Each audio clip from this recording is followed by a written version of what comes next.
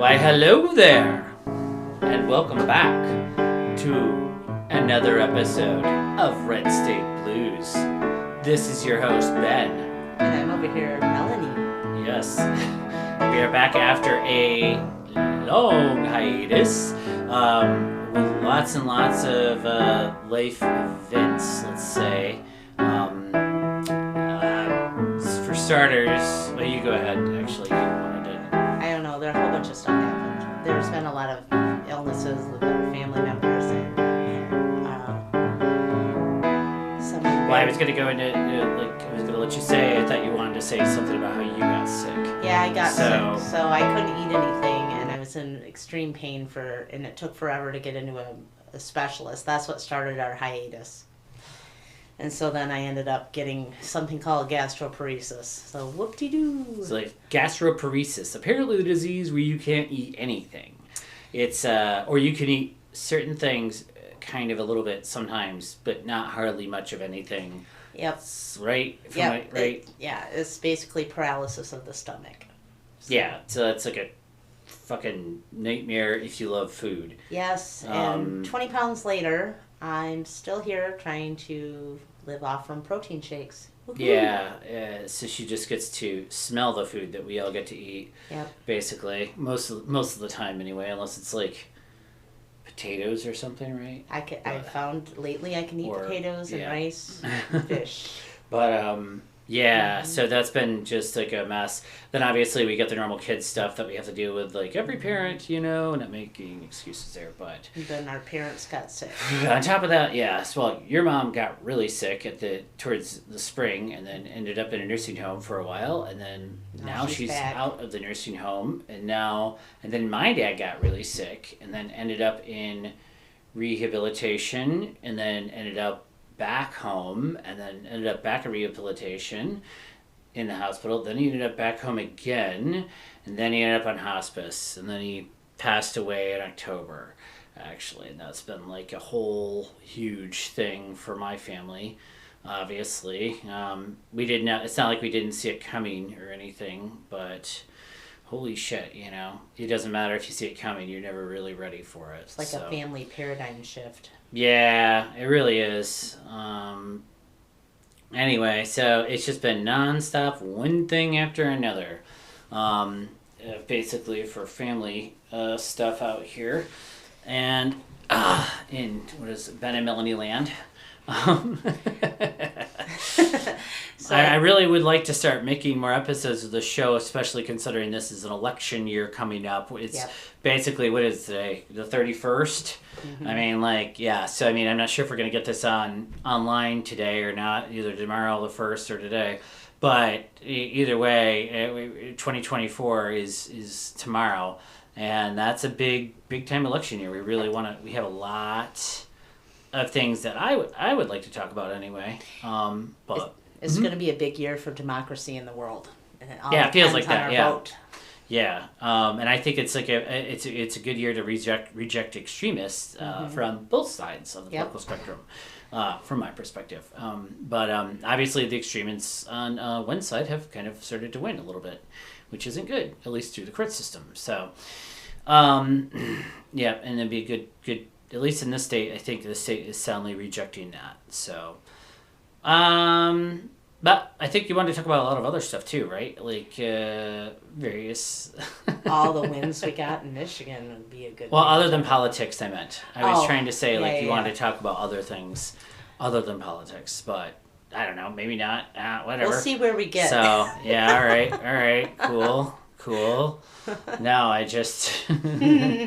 Yeah. Okay. Well, I wanted to say, if anybody likes Marvel movies, there's a really, really cool episode of What If, which is the Marvel CGI cartoon show that comes out weekly right now, and it's about a Mohawk woman superhero. Yes. It's pretty badass. The entire episode is in Iroquois language. Well, I don't know what language it is. The names to me sound like they're in the Mohawk language, but when they're speaking to each other, I'm hearing L's. Okay. And it would be the Oneida dialect. So it's like Oneida. Yeah. Okay. But all under the Iroquois umbrella. Under that 5 nations, yes. or is it 6 nations? Is it now? However many nations it is. It depends. That's okay.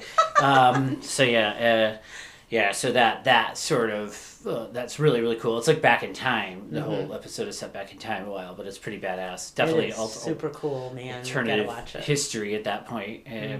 Yeah, really really good episode. I was shocked. I was a little shocked by it actually. I didn't expect like Disney to be, but. Hey, they're very progressive actually, as it turns out, as a company. So hey, I mean, actually, it's not that they're progressive. I think they like money, right? So progressivism kind of comes with that a bit, I think, for some of it. But yeah. Yep. And before anyone comes out of the woodwork and saying it's not historical correct, it wasn't meant to be. The storyline is not supposed to be historically correct. No, it's alternative. It's another dimension. Yeah, it's another literally dimension. Another dimension with bits. Anything can be different. Yeah, it's not even the Marvel dimension. That's Earth 616. If you're a nerd like me, this is completely another Earth, and we're talking about another one altogether. So it's nothing to do with it. Yep. So. So like the bits of culture that go into it that are from the Iroquois people and the stories that are interblended in there are really really good.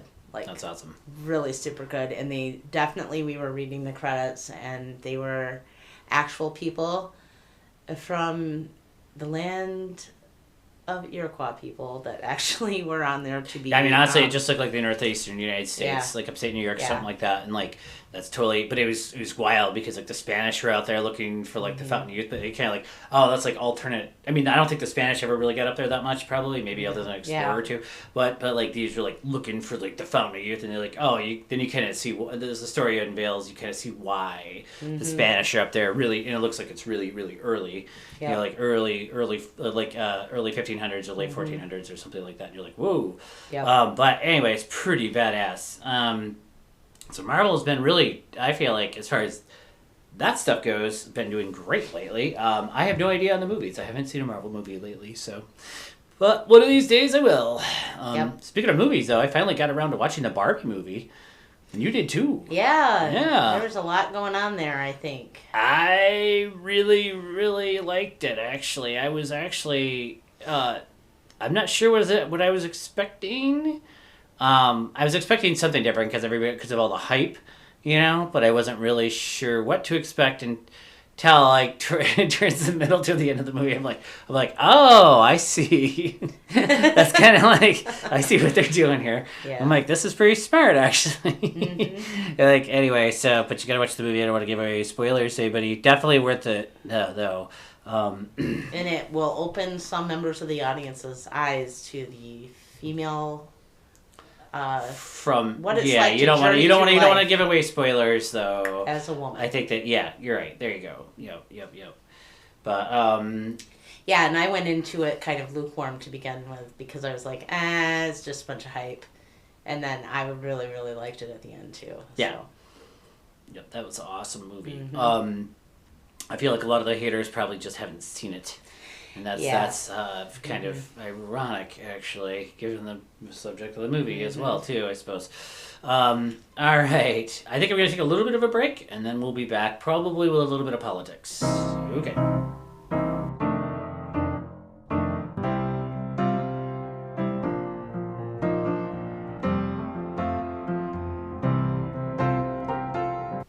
Okay.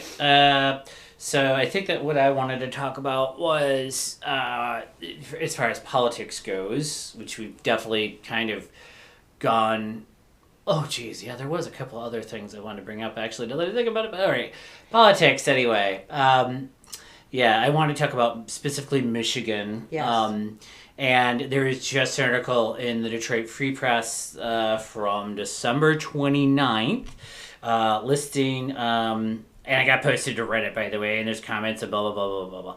But, like, I got posted all over the place. And actually, I thought I saw another one, like, in the Detroit News, which I think is, like, if I'm not mistaken, I thought I saw this first. But the Detroit News is, like, a conservative brethren to the Detroit Free Press at this point. Yeah. I think they might even be owned by the same company. So I'm not going to say that either of them are invalid sources. I just want to say that you kind of have to take everything that they say. It seems like with their... political convictions in mind, maybe. Not that either of them are bad. So one might be slightly more liberal, one might lean slightly more conservative. That's all.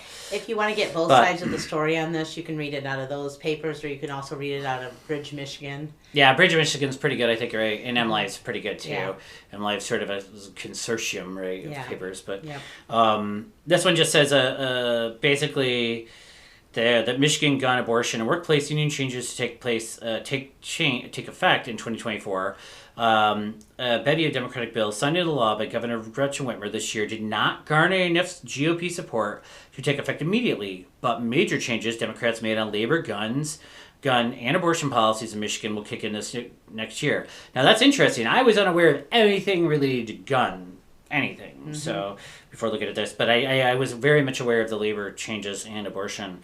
And blah, blah, blah, blah, blah. Let me, skip the gun reform that I read about was about the people who have committed domestic violence having... so that's what's called a red flag law, yeah, but right? I think it was temporary. It went through, but it was temporary for so much time period. So it sounds like a good idea. Yeah. So, if you've been... a series of gun safety bills signed by Whitmer will also go into effect next year. Those include an expansion of background checks to include all firearm purchases. All. Whoa, wow. Mm-hmm. Requirements to safely store guns. That's a big deal. So you got to keep them out of the hands of children. So you probably got to get a safe or something, huh? Or at least locked up, I would imagine. Seems like that's common sense. And a new law allowing courts to temporarily remove guns from those a judge deems pose an imminent threat to themselves or others. Oh, that's not a red flag law then. That's just like I would assume a red flag law would be like if you've been convicted, you can't buy a gun. So maybe that's sorry, I guess I was confused. Okay. So this just makes it sound like courts are allowed to remove your guns from you if the judge just sees fit. And maybe the judge could not do that before, which is kind of batshit insane as well. If you're just a crazy mofo who wants to off himself and the judge is like, I want to take your gun so you can't off yourself or shoot up a town or shoot up anything, then they couldn't? I'm taking that. Am I right? Crazy. And then anyway, so now they can. So positive move, common sense, not extreme, not banning all guns anywhere, just taking them away from crazy people who shouldn't have them, hopefully.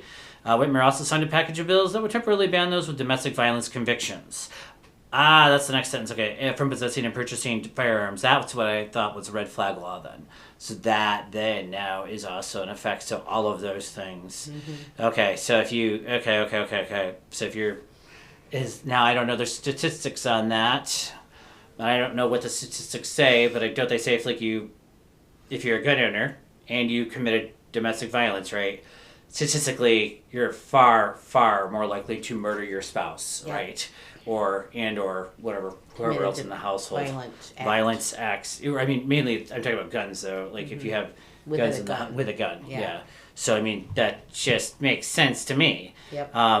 Again, and I am not trying... I don't believe we should outlaw all guns, and I don't think that a lot of people do, but I mean, I don't think the majority of people necessarily would even, but I think that these just make sense.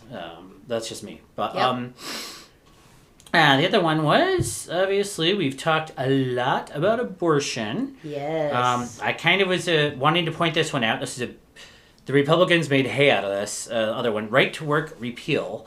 The Republicans made it really, they acted like this was the end of the fucking world. I cannot believe, they're just like, oh, you can't be doing any huge thing like repeal right to work. You're going to ruin our economy. It's going to be over. But, I thought that, this right to work law, was just passed, in 2014 or some shit. Anyway, they're acting like it's been on the books forever. 2012. It's 2012? Yeah. So, it's what the heck are they smoking? Anyway, on a party line vote, Democratic lawmakers approved legislation repealing Michigan's so-called right-to-work law, which allowed those in unionized workplaces to opt out of paying union dues and fees. So this was really an attempt to bankrupt the unions. So now all it's saying that if you're working in a union shop, you have to pay your union dues. Because you're benefiting because from you the are union benefiting benefits. from the union. Before, the union still had to represent you and spend its money to represent you, even if you weren't paying dues. Yep. This was just an attempt to make them go broke. Yeah. That's all it was. Just plainly obvious. Has nothing to do with right to work. Nothing to do with anything like what it's labeled like. It was an attempt to weaken the unions. And over my time working in different various places, whether they were union or not, after this it was worked too. put into effect, people were like, unions are terrible. Yeah, I know. But really they aren't, and they're finding out, in the recent years that they are not terrible, and they do get better wages and better benefits and better working conditions with union membership. Mm-hmm. The other part of that law, though, that was passed was labor-related laws will take effect in February that expand bargaining rights of teachers' unions too. Wow. Allowing unions and districts to bargain over what classes teachers teach, how teachers are evaluated, and other items. So that's also something new. So that's good. Our teachers need that ability to be able to bargain. So that's great. That is amazing. Okay. So then, again, the last thing in the Detroit Free Press article, anyway, here I have, is a Reproductive Health Act.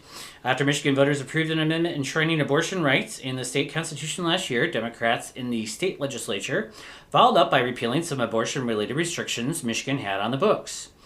Whitmer signed a new Reproductive Health Act, removing regulations for clinics that abortion rights of advocates characterized as onerous, removing a state law requiring the purchase of a special insurance rider for private health plans to cover abortion, and removing another banning higher education institutions, pregnant and parenting services offices from providing referrals to abortion services.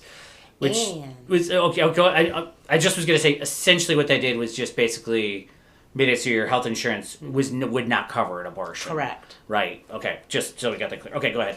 They also repealed a bunch of what they were calling zombie laws, basically dormant bans on abortion procedures and abortion-inducing drugs that were left on the books after the constitutional change. Okay. Also, in addition, Whitmer signed legislation adding protections for abortion recipients to the state's Elliott-Larsen Civil Rights Act, which will ban employers from firing, demoting, or otherwise discriminating against an employee if they get an abortion. Wow. So that's great.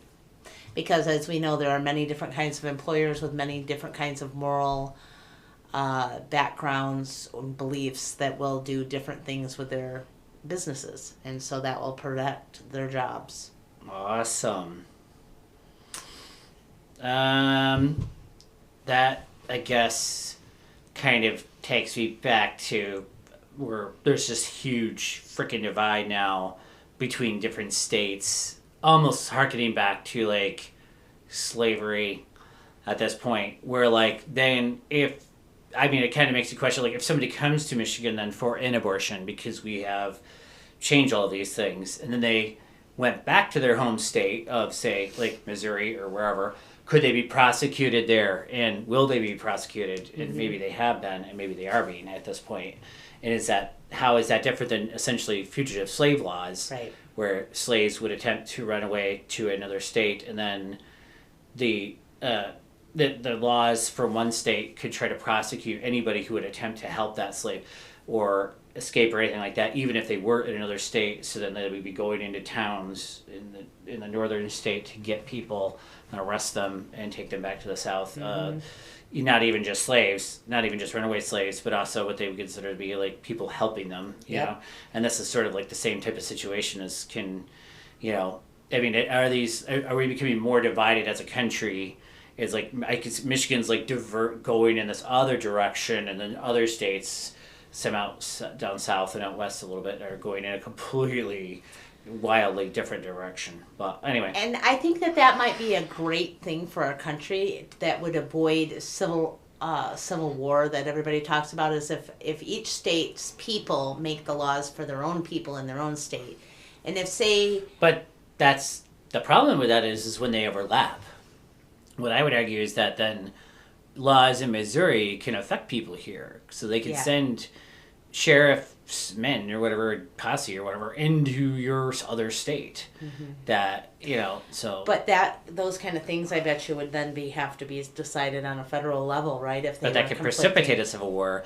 See, the problem is then, at least before the Civil War, the real Civil War, like, they did attempt to solve those problems unsuccessfully. No one was happy, So, what I was thinking of is if you don't like it in one place, you could use your feet and move to somewhere else. If only it was that simple. Yeah, no. What happens in one state affects everybody else in every other state, unfortunately. It's. However, I think that, like, Michigan is setting the trend, putting the trend, ahead, kind of, if that makes sense. So, okay. That was really all I wanted to talk about as far as, like... Oh, go ahead. Yep. There's more. State news, anyway. So our state is awesome, and I just want to say that again. Our state is awesome. Yes. So they also did a lot of changes for the election laws to protect the election this year. Right. And they did process a bunch of election laws which will codify elements of Proposal 2, a constitutional amendment approved by voters in 2022 to expand voting access, which will take effect in time for 2024 elections. The changes include requirements for at least 9 days of early voting before Election Day, a statewide absentee ballot online tracking system, and prepaid postage for absentee ballots and more. I just want to say, like, if you think this is bad, what side... Are you on the side of, like, democracy? That's kind of my point on that one. I mean, like, the people who hate voting, I don't understand it. I don't understand why they hate voting. That's just bizarre to me. So, but that's all. I don't know. I guess. I think that people who hate to have everyone vote are more in an authoritarian mindset where they just want one subset of society to do all the voting for everyone else and all the rules and all the laws for other people without taking them into consideration. Aha, but then who decides that? The authoritarian regime would sound... So who decides... See, Donald Trump said something like that recently where he was talking about immigrants, so-called poisoning the blood of the country, which is like pretty much a direct Hitler quote. What he said like a month ago now or something like that. I don't know. He says all kinds of crazy shit. Who can keep up? But like, what what makes him the arbiter of whose blood is good and whose blood is not good? Like who is supposed to be here? Whose ancestors exactly were not immigrants? Certainly were not his. He definitely came from immigrants. So I'm kind of curious, like, what exactly, makes somebody have a solid claim? Like, how many centuries does it take, to make you, like, a full-blooded American? Like 100 years? Is it 200 years? Do your ancestors have to come over on the Mayflower? Like, what is the, the thing is, there's no right answer to that. It's just the answer really is, when somebody like that's in power, it's whoever they like. They're the ones that get to stay, and people they don't like are the people that get to go. So I think everybody should be aware of that. If you look at history, for an example, it doesn't matter. You could be like the been here forever freaking ancestors, like it's just like came over on the Mayflower. You're going to be an immigrant soon. If you're deemed to be one, not cool for our society, like guess what? You could be booted out. And that is in an authoritarian type system. Very much. Basically, also you need to remember if you are following these kinds of thinking lines where you don't like voting and things like this, you have to remember that when this really did happen in Germany and Hitler was in charge, that even those people that were true believers in Nazism, if they had a friend that they tried to protect that was their neighbor that they actually liked and kind of agreed with, even though they were maybe on a different political scheme of things, if they helped them, then they were the enemy too. So easily in an authoritarian regime, you can get snapped into being the enemy. Yeah, I think that like it goes without saying, but I mean, there was many millions of non-Jewish people thrown in the camps and murdered too, along with, it wasn't just the Jews, right? And like millions and millions of just Germans that might have had different political allegiances were suddenly like considered and suddenly considered not correct German anymore, people or whatever. That were in the opposite political party like, when he was brought to power would have been people that were sent to those camps. Right. Intellectuals that were sent to those camps. Anybody deemed a communist, teachers. Anybody deemed it, anybody, journalists, anybody deemed anything like that. Yeah. Mm-hmm. So, yeah. Anyway, it's I think that's road to walk down that road. Mm-hmm. I would rather have it so that people have free speech. Even if they don't like something, great. They still are able to talk about it when you're in a democracy. Yes, right. If you are not in a democracy, you can't even express those kind of views. Mm-hmm. Yeah, right. I think you're right. Yeah. So, and then let us all have our neighbors. Mm-hmm. America. Yeah. I didn't really have anything else to add other than I wanted to talk a little about Biden. Let's start. I have one place to start with that. Real quick. I just want to make one statement. Everybody says Biden's an old man and he can't even talk. But Biden's actual age is 80. Trump's actual age is 77. They might as well be the same age. So if we're talking about we don't want old presidents, then I guess nobody wants either of them. Yep. I I just want to say that. I'm 100% with you. I guess is kind of like this we have this name of Red State Blues, and I kind of want to include red and blue in this. And I know everybody hates Biden apparently on both sides now. I'm sick of reading the left wing subreddits and blogosphere. They hate Biden, and oh my god, you think he was like the frickin' Antichrist? But like what? Go ahead. Are they really leftists? Or according to what Russian infiltrators? I would say, if you actually look at watch, there's a Status Coup News. It's a leftist YouTube channel that's pretty new, and they have people like Cornel West on there, and he's highly critical of Biden and Biden's so-called war machine, in the Middle East. And I gotta say, it's surprising to me a little bit. We haven't actually declared war on anybody in this country lately, and we're not actually at war with anybody. But anyway, I believe that. Anyway, whatever. I'm gonna shut up now before I get myself in trouble. But I just think that Biden is trying to do the right thing, and it's a tough balancing act. I do also think he is the gaffe master. He's the king of gaffes. He says all kinds of crazy shit. He doesn't even mean to sometimes. He just does. That's why we love him. But he's always done it. And they always attack him for something. He's like, oh, he said something dumb and out of touch. It's like, dude, he's always, ever since the beginning of his career, been wildly, that's why he kind of that's kind of how he can dominate Trump a little bit. It's because he can kind of out-gaff Trump. Not, because Trump isn't really gaffing. Trump's just saying crazy ass shit. That he actually believes, it would seem. But Biden is actually pretty cool and collected in my mind. No, I just wanted to read this. I've been reading the Substack by a woman named Heather Cox Richardson. The algorithm founder for me a while back here. But she sends out a lot of times these 3 a.m. letters, which are great. Letters to America. Letters to America. And they put everything in a historical perspective for the most part. Which is kind of cool. Which is pretty freaking cool if you're into history. And if you're not, you learn something. Yep, that too. Yep. Because you can fact check every single thing that's in her letters, and you will find that it is actually the facts. I just wanted to read a little bit of this one that she sent out on November 3rd. I'm not going to try to bore everybody by reading the whole 10 million pages here, but I'm just gonna read a little tidbit of it. This is way back in November 3rd, but we haven't done any podcasts in forever, so we're kind of covering a lot of ground here. But in a speech yesterday in Northfield, Minnesota, make sure my computer didn't die there. Okay.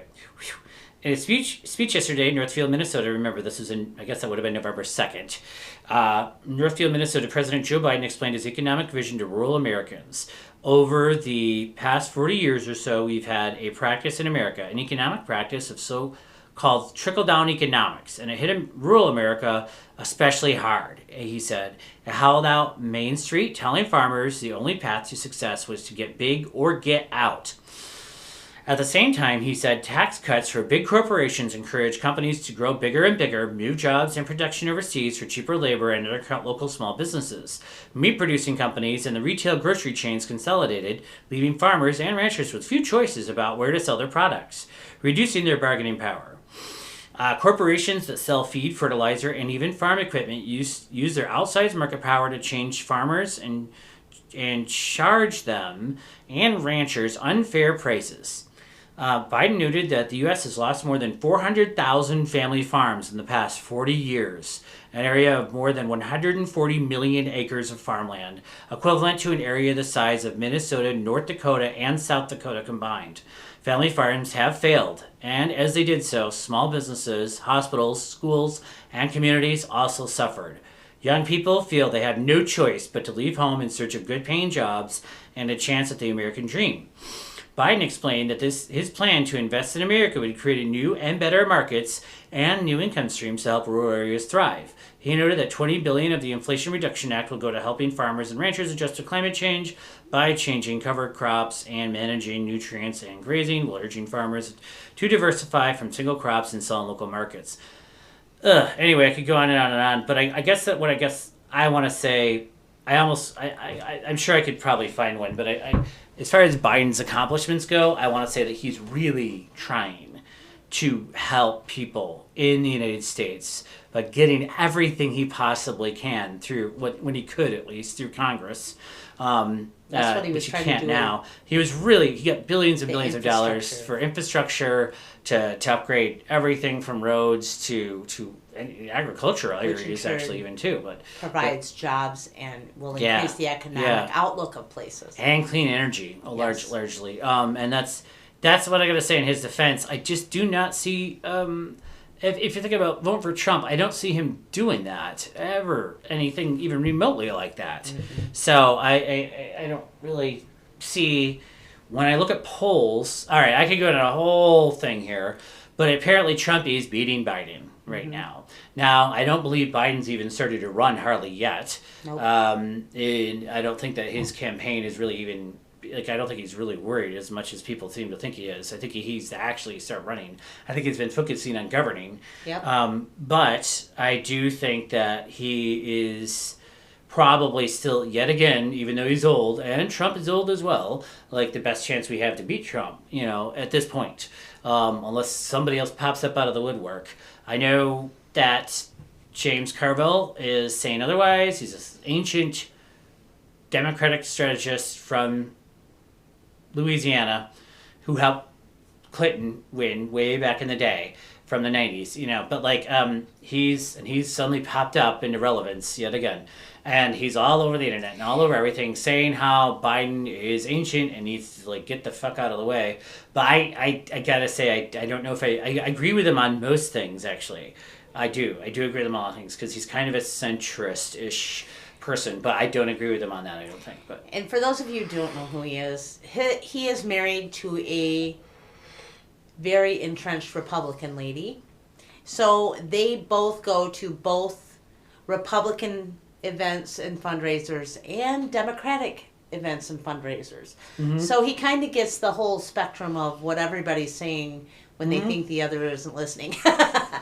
Yeah. And so he has an interesting perspective on that, but I do not agree with him. That's what my whole point was opening with that. They are basically the same age. Yeah.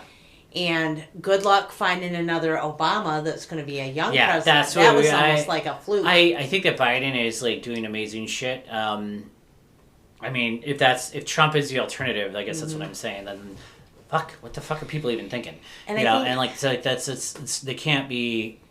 You can't. It's like, oh, go ahead. I was just gonna say that I'm thankful. I wasn't pro Biden in the last election because I'm a Bernie Sanders girl.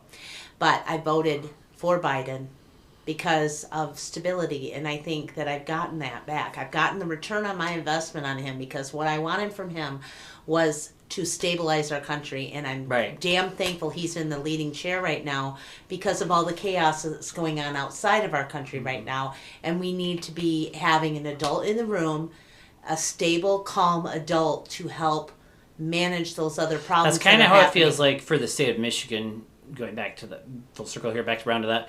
Like, oh, the adults are running Michigan again. It's not some crazy libertarian 24-year-old who just has crazy delusions of grandeur and fantasies, like this fantasy role-playing.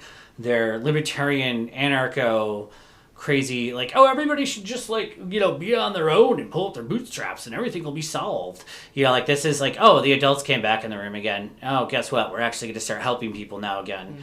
Oh, you know, because, like, you know, not everybody is, like, you know, a white guy with a college education who gets those opportunities. You know what I mean? Jesus fucking Christ. And gets to just, anyway, it just makes me mad.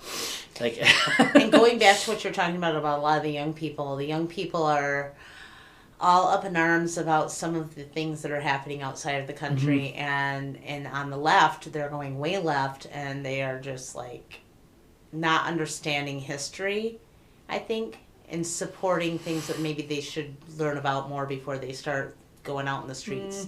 I don't know if I want to jump into that right now. Well, you can if you want to. I think that we've been going for quite a while. I don't want to go back. I don't want to go into the whole thing of what they're talking about, but I just think that they're same. I think that, like, we've listened to a lot of stuff with Bill Maher talking about like college campuses and how different they are, and how far left they've went, and how different the younger people are now. And I think that they need to just pause for a second. And instead of calling people boomers that are Gen Xers and just calling people not listening to them, they need to listen for a second before they make a mistake. Because sometimes... Hey, man, I'm guilty, too. Sometimes you have to make a choice between a moral choice. Okay. Hopefully this is recording okay. It just cut out a little bit. Okay, I think we're back.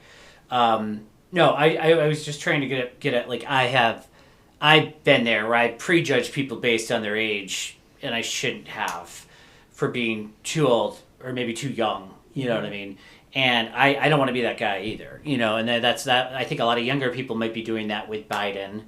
You know, prejudging him because he comes off as too old, and it's not even that he's too old. It's how he comes off. And so, like, even though Trump is almost like, he's like 3 or 4 years younger. I don't know, pretty close. But like, Trump comes off as very just, even though crazy, full of energy, you know, right? So, and like, I guess you could argue the perception is everything. So even though there might not be too much of a difference between the two, age-wise, it's all about perception, and young people maybe have a problem with his age, which I will say I'm guilty of that too, at different points in my life, of really prejudging people based on their age. Anyway, I think that we were kind of getting it with this was a while back here. They had the three heads of major universities go before Congress.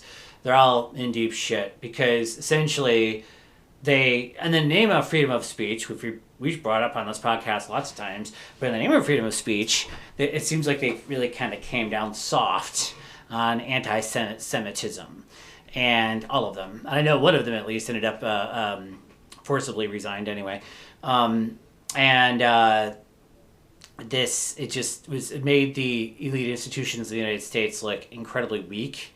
Like, they were spineless, backboning cowards, and they obviously were not ready for a political. And this is where I was listening to a James Carville podcast, I believe, or seeing an interview with him or something like that.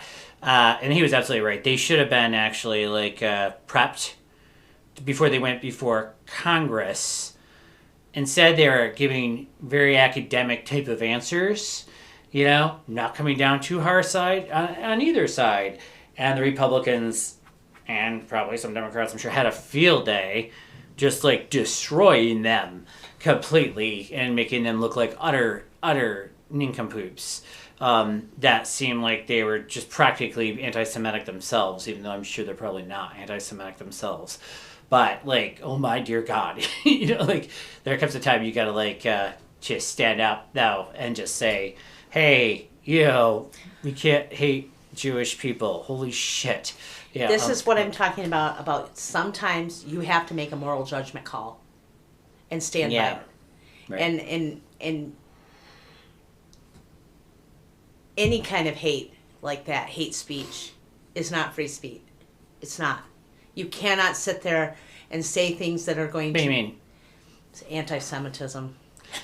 Well, I mean, they're free to be anti-Semitic. I think that you can say... But anybody's free to say anything they want in this country, but I don't think that you'd be okay to be attending, like, Harvard if you're anti-Semitic. That's my point.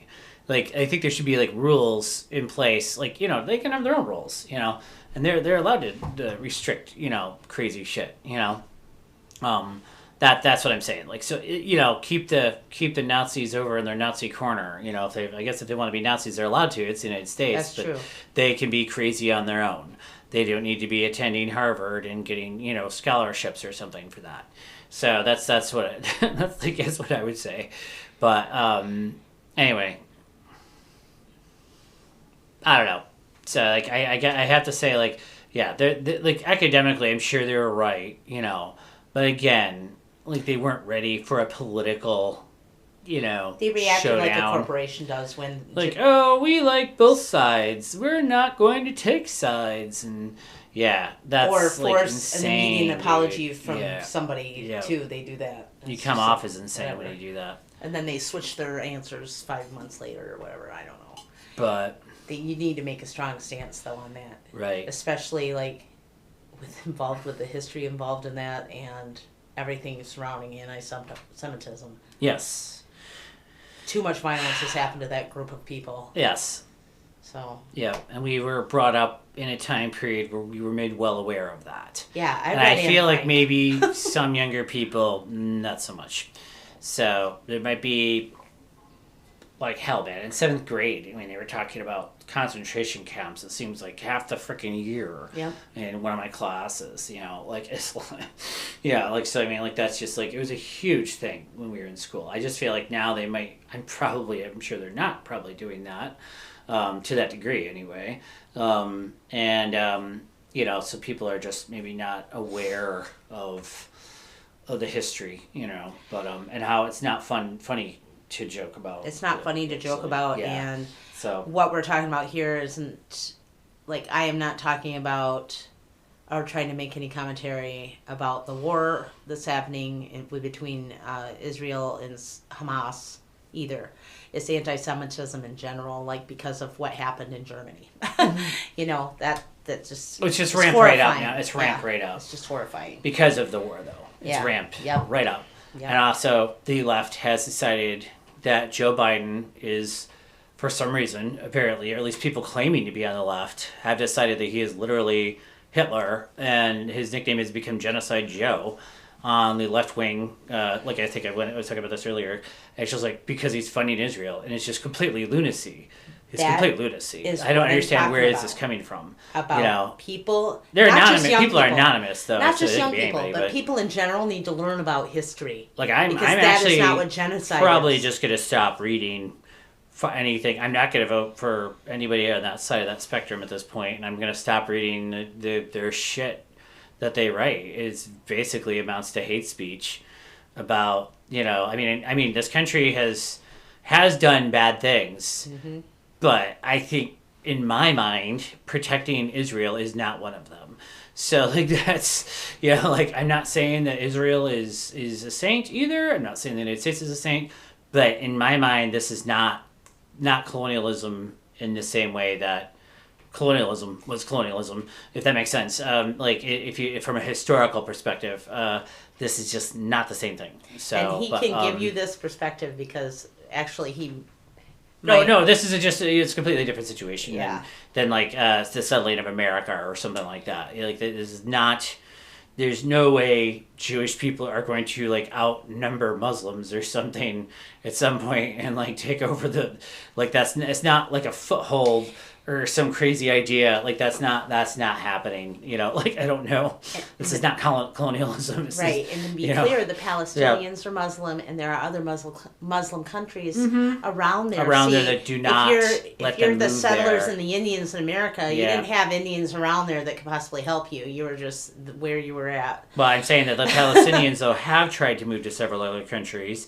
All this, mostly the surrounding countries, from what I understand, Egypt and Jordan specifically, have kicked them back out again because then the Palestinians would commit acts of terrorism in those countries. And then Egypt's like, what the hell, man? We have to kick you back out. And then they went back into Gaza again. It's just like, they've tried this. This has been going on since forever. Not forever, but since like 48. Really since 1967, essentially more. But like in 1967, like every single Arab country surrounding Israel attacked it at once, and then Israel beat them back. And then Israel successfully did take over Gaza militarily at that point in a war where they were attacked.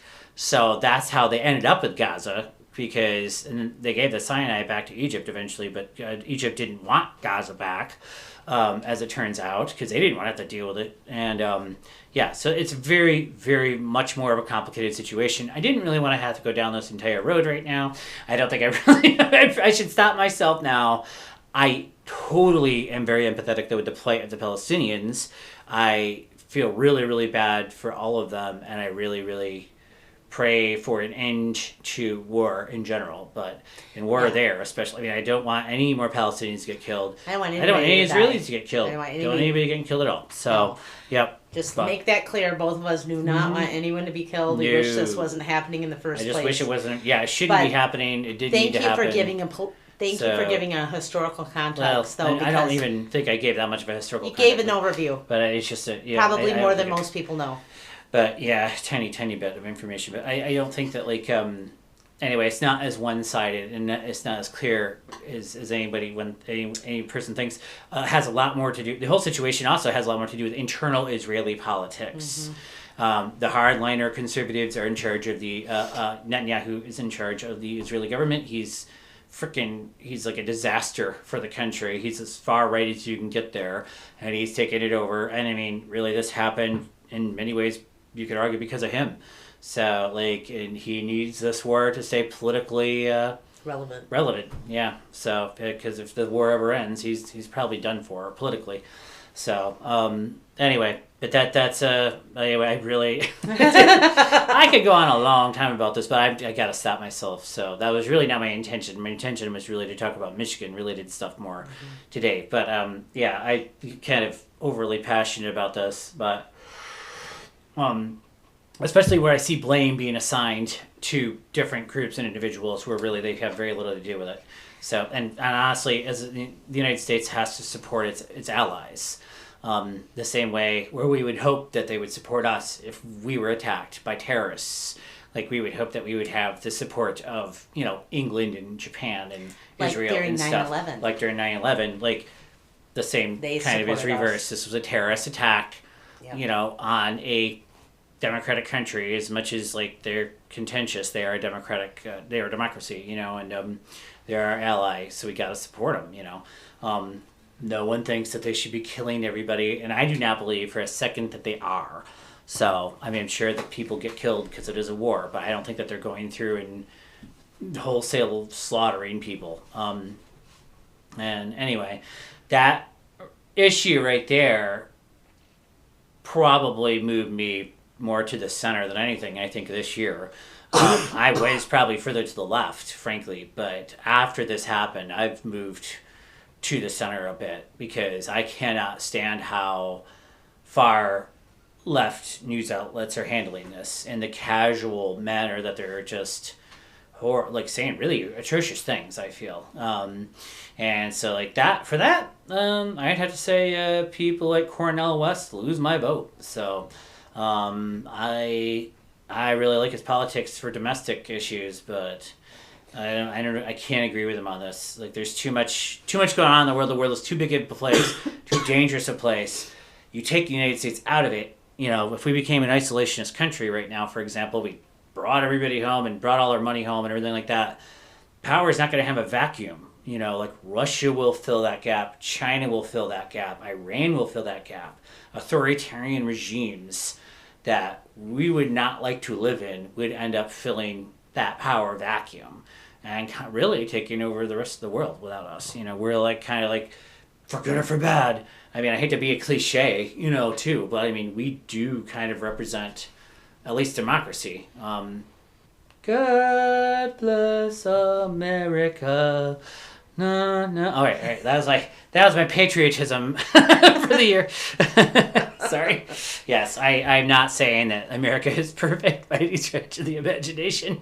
No. Anyway, I just do think though that there is some good things that we can do.